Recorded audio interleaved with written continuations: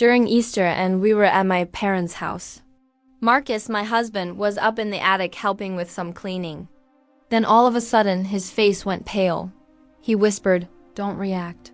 Wait until your mom's gone." And then I saw what he had uncovered.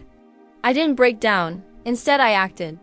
3 days later, my parents were frantically on the phone with their lawyer. You won't believe what happened next. Before we continue, please subscribe to the channel and let us know where you are listening in the comments. I'd always thought if my world ever shifted in a single instant, truly shifted, not like a new haircut or a breakup, there'd be some sort of soundtrack, a dramatic swell, maybe thunder, something cinematic. But no, there was only dust. There was a pile of boxes marked Christmas stuff, probably my mom humming along to Michael Bublé in the background, as if she wasn't standing on top of years of things no one wanted to talk about. Old tensions, emotional silence, no dramatic bang, just my heartbeat doing something I didn't yet have words for.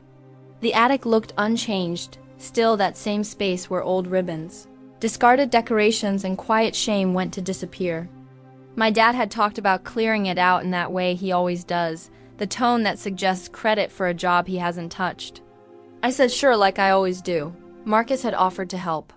Of course, that's who he is. He shows up, especially when others pretend not to see. I was still there, elbow deep in a bin of knotted, yellowing extension cords. Mom was off in the far corner, digging through a tub of garlands, muttering about mice. Marcus had moved to the other side, quietly, making himself useful in his soft, dependable way. That's when I noticed the stillness. He wasn't moving. I looked up and saw him crouched behind a pile of boxes, his eyes fixed on something unblinking, breathless. "Marcus!" I called. He shifted just enough to catch my gaze. His face had lost all color. Then he stood slowly and came over to me. He knelt down beside me and murmured, "Don't react. Wait until your mom leaves." That was the moment I felt it, not just unease. This was serious. The kind of serious that makes your body forget how to move. He didn't say, "Come look," didn't whisper, "You need to see this, just don't react." That's when my chest started burning like my heart had pulled in a sharp breath and wouldn't let it go. "What is it?" I asked, trying to hold my voice steady. Marcus didn't respond. He glanced at my mom, now humming something else. Mariah Carey this time, which somehow made everything feel even worse. She was just a few feet away, carefully wrapping old figurines in bubble wrap like she was handling fragile antiques, not relics of buried secrets. "Not here," Marcus said. "We need her gone." I stood up like I was on autopilot, walked over to the top of the stairs and called down, "Hey, Mom, can you check if we still have that vacuum with the hose? Might be easier than using the broom." She replied cheerfully, sing-songy as always, and headed downstairs like this was just another day, not the beginning of everything falling apart. The moment she vanished, Marcus rose and pointed. There was a gap behind the insulation, barely noticeable, like a crease in the wall someone had tried to erase. Boxes had been shoved in front of it, a rolled-up carpet tossed on top like a cover for something bruised and hidden. Marcus didn't touch it. He only stepped aside and watched me. I moved the boxes with hands that didn't feel like mine. There was a cardboard box shoved in sideways. Nothing fancy, just taped shut. The flaps a little loose, like it had been opened recently and closed in a hurry. I pulled it out and lifted the lid inside a folder, cream-colored, slightly creased, neat, tidy. I picked it up. It felt too heavy for what it was. My fingers were sweating. I flipped it over. My full name was printed on the front. Marcus didn't say anything, but I didn't need him to. I looked at his face, tight, unreadable, and I knew he'd seen this already. He must have opened it just enough to understand, just enough to know I needed to see it for myself. The date underneath my name stopped me cold, 19 years ago. I opened it, not all the way, just enough to see the header. The formatting like a page deliberately printed for legal use. Marcus leaned in and tapped a section with his finger gently. I read a single sentence, maybe less, then I stopped reading. My body didn't move, but it felt like my brain had taken a step backward. The air in the attic changed. Not physically, emotionally, it felt like someone had switched on a light. Didn't know was there. My ears started ringing. I could still hear Michael Bublé downstairs, My mom laughing at her own joke. My dad probably pretending not to hear anything. Eventually, I whispered, "We need to leave, please now." Marcus nodded. We folded the folder, tucked it inside my coat like it had always been there, and walked downstairs in silence. My mom was at the base of the stairs holding the vacuum and asking something about whether we needed the upholstery attachment. Something came up.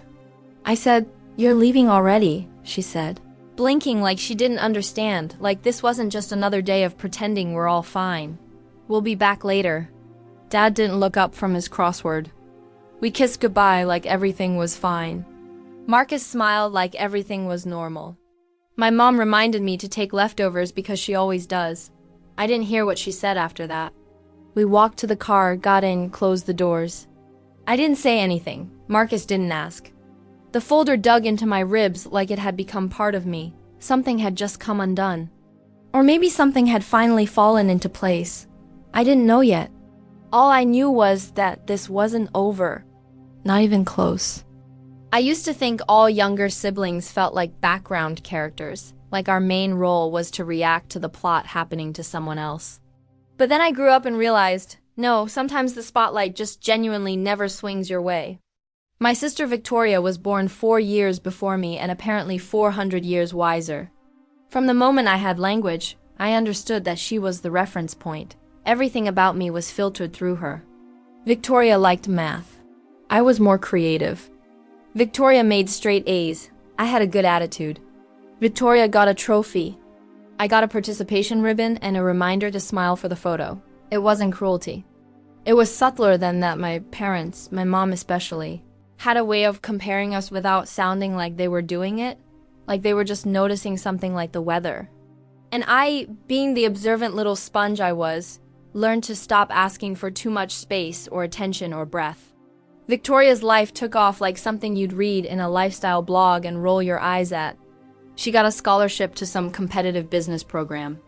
One of those ones that's hard to pronounce and always sounds more expensive than it should be. There was a photo of her holding a certificate with her name on it, beaming mom standing next to her like she just personally handed her the future after graduation. Victoria launched her own company, a wellness and productivity coaching business. Mindfulness journaling, digital planners, clean fonts, curated lighting. It had vision statements and Instagram testimonials before it had walls. It worked immediately. She got grants, clients, interviews, the kind of traction that made people say things like, "She's a natural." And some people are just built for this. And the more successful she got, the more impossible she became. She was arrogant in the kind of way people forgive if they're photogenic and good with a microphone. She started interrupting people mid-sentence, correcting them in casual conversation, throwing around words like energy alignment, as if the rest of us were just trying to keep up. She called me cute once for still renting, as in, "Oh my God, that's so cute. You're still in that little apartment, right?" Like I was a rescue dog with a good attitude. My mom was obsessed, not proud, obsessed. She didn't just support it, she followed it. She kept copies of the course booklets. She reposted quotes on Facebook. She said things like, "Victoria's changing lives," as if we were all part of a religion. And Victoria was the woman on the stage with the mic. She asked how the business was going constantly. She gave her marketing advice. She read all the testimonials out loud like bedtime stories. She didn't ask me much. She didn't know what I did for work. Not really. Sometimes she got the job title, right? Sometimes she didn't. I stopped correcting her around 2019. Victoria didn't ask either. Unless it was in that half-laughing performative way, like she was including me out of obligation. And then when I'd answer, she'd nod, vaguely say, "Oh, that's good for you," and change the subject. There was one person who didn't treat me like a placeholder. Helena, I was told she was my great-aunt, though she never felt distant like that. She felt close, steady, like someone who remembered things about you that you hadn't said out loud. Her house smelled like lemon soap and old books. She had this glass-fronted cabinet full of teacups she never used and photo frames with nobody in them. She listened more than she talked, which made her the exact opposite of everyone else in my family. She gave me birthday cards with folded bills inside, asked what I was reading, took me for walks, and called me clever in a way that didn't feel like filler. Once in her garden, she leaned down and said, "Maybe this place will be yours one day." I was 7, I didn't know what she meant. I just liked how it sounded. She died when I was 9. I don't remember seeing her sick. I just remember one day she was there and then she wasn't after the funeral. My parents told me she'd had debts, that her big house was mostly illusion, that there was nothing left to inherit. She lived big, but she owed bigger. My mom said like it was wisdom. They repeated it often enough that it started to sound rehearsed. I remember nodding and saying nothing. I remember stopping myself from asking if I could still wear the bracelet. She gave me in the car. I opened the folder. There was no dramatic breath-holding moment. No slow turning of the pages. I just opened it. I needed to see it. I needed something to tell me.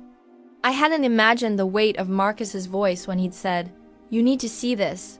My name was at the top. The date 19 years ago. It was a trust created by Helena. The documents were legal, formal, embossed with the kind of seals that mean something. The trust was in my name. Helena had named Susan and Robert my parents, or so I thought. As guardians and financial trustees, the terms were clear. They were to disclose everything on my 18th birthday. The assets, whatever they were mine. There was also a letter. It was folded between the pages, tucked carefully, like someone was hoping it would survive being ignored. I opened it. "My dearest Emma, if you're reading this, then I'm already gone. And the people who raised you have decided that now is the time for you to finally learn the truth. I pray, they've told it all. You deserve to know exactly who you are. My name is Helena.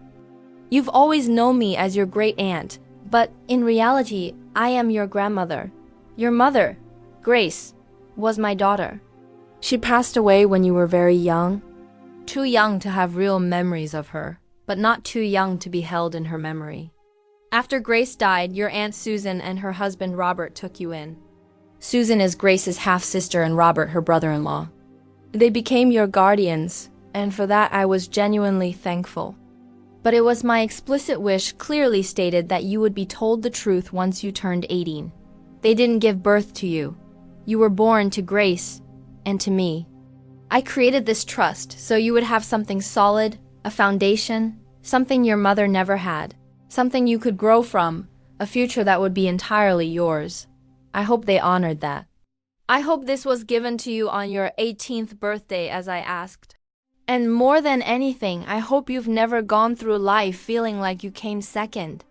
With all the love I have, Helena, I just stared at the letter, the signature, the words. You were not born to them. And it felt like my entire life tilted, just slightly off-center. Marcus sat beside me, saying nothing. I folded the letter slowly and slid it back into the folder. Then I just sat still trying to breathe like it was something new I had to figure out how to do. The layer didn't even flinch when I handed him the folder. He gave a slow, measured nod, as if this sort of thing happened more often than anyone would care to admit. Then he said, "All right, first step is to file a formal demand for accounting. They're legally required to give you a full financial breakdown." Marcus remained next to me, quiet, his hand resting gently on my leg. I didn't have much to say either, just nodded. It felt like I was relearning how to exist, but everything was submerged, like I was underwater. The letter was sent out later that week. I imagined it landing on their doorstep, neatly sealed in a plain envelope, the return address typed in sharp black ink. Very formal, very civil, a grenade disguised as a question. They didn't call right away, not until day 2. At exactly 10 a.m., my phone lit up. "Mom?" I let it ring once before picking up. Her tone was sharp from the very first word.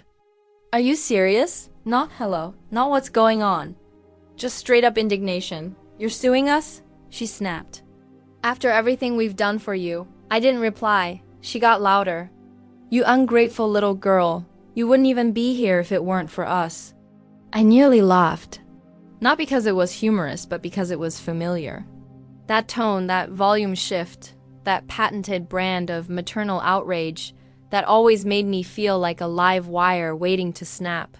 "Mom," I said, my voice flat. "Don't call me that, not right now." In the background, I could hear movement, footsteps. I pictured her pacing across the kitchen, cordless phone clutched tightly in one hand and fury burning in the other. I wondered if she was still wearing that apron with the lemons on it. "We took you in," she said. "We raised you. We paid for your food. Do you know how much it costs to raise a child? And this is how you thank us. It wasn't yours to pay with." There was a pause just long enough to know I'd hit something.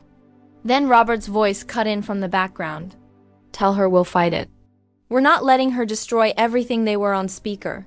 Of course they were. You're not a victim. Emma Susan snapped. We did what we had to do. It wasn't that much money. "I will see how much when the accounting comes in," I said. She scoffed. "Oh, please. You think this is going to fix you? You think getting a few dollars makes up for being a miserable little?" I hung up. Marcus watched me from the kitchen, leaning against the counter, arms folded. He didn't ask what she said. He didn't need to. Later, I caught myself thinking the words mom and dad again out of habit, like my brain hadn't caught up with the truth. I stopped mid-thought. "Susan, Robert, I don't want to call them mom and dad anymore. Not after what they did, not after what they took. But it's hard to untangle 30 years of language from your mouth. Harder still to do it from your memory." 2 days later, they showed up. No warning, just a knock at the door, sharp and familiar. When I opened it, they were both standing there smiling like nothing had happened. Susan held a Tupperware container cookies, probably the kind she made when I was sick or quiet or taking up too much space. "We thought we'd talk face to face," she said like a family. Marcus stayed in the next room. He trusts me to hold my own. I let them in because I wanted to see what they look like when they lied in person. Susan sat on the couch and started talking immediately, words like misunderstanding, overreaction, dramatic. Robert just stood with his arms crossed like he was waiting for someone to tell him he was right. "You're blowing this out of proportion." Susan said, "It wasn't some crime. We made choices as parents. You weren't supposed to make those choices for me. Don't get smart." I didn't answer. "You've always been sensitive." She said, "You always needed everything spelled out for you. Maybe if you'd asked more questions when I was a child." She rolled her eyes like I was being impossible. "We didn't want to traumatize you. You were so fragile back then." Robert spoke for the first time. "We gave you a life." I stood. "Where did the money go?" Susan blinked. "What the trust?" "Where did it go?"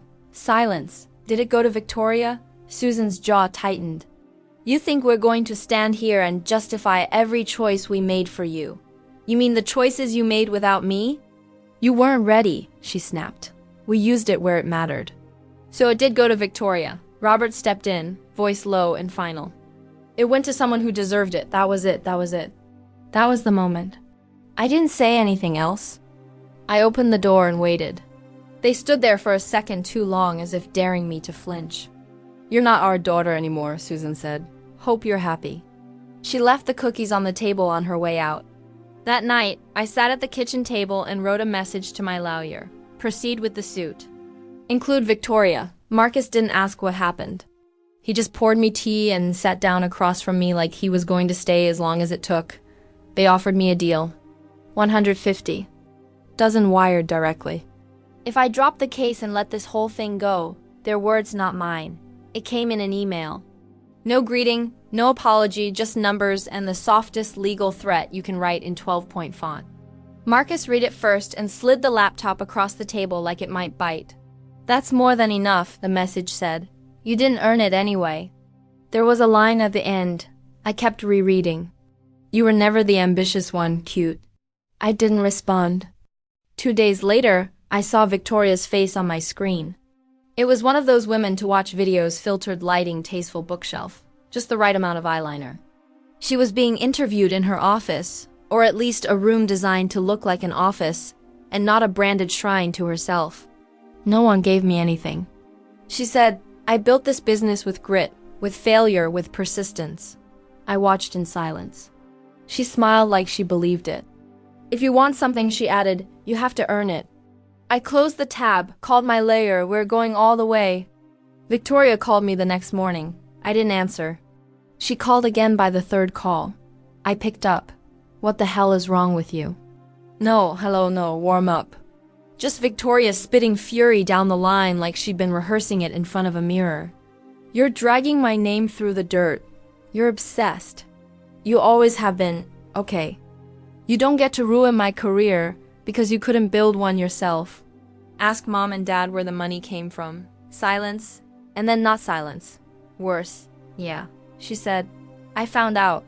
So what the scholarship paid for school, but it was still a competitive program. I earned my place. The grants helped launch the business, but that didn't build my ideas. I did that. It was just money. It doesn't mean I'm not successful. I didn't argue. I let her hang up. The court date came faster than I thought it would. I didn't go to every hearing, just the one that mattered. The judge was a woman with silver hair and no time for emotion. My lawyer walked her through the trust records, the bank statements, the transfers, the shell accounts. The payments marked scholarship fund that went straight into Victoria's tuition. The marketing budgets labeled business grants that came directly from my name. It was all there. Paper trails don't lie. Victoria's lawyer tried the sympathy angle. She was just a kid.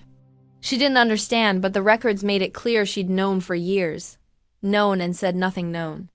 Yet she still made comments like no one gave me anything even after benefiting from my trust.